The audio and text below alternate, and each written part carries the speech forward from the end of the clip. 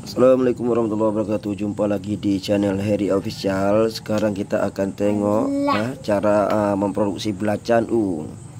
Dan ini karyawan belacan U ini ya. Nah, ada yang sedikit malu-malu. Nah, ini.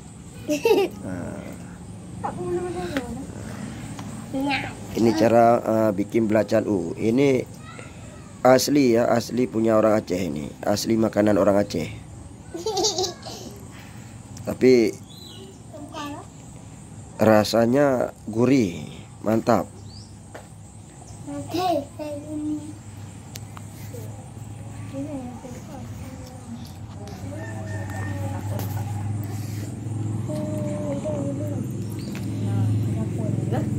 Hah?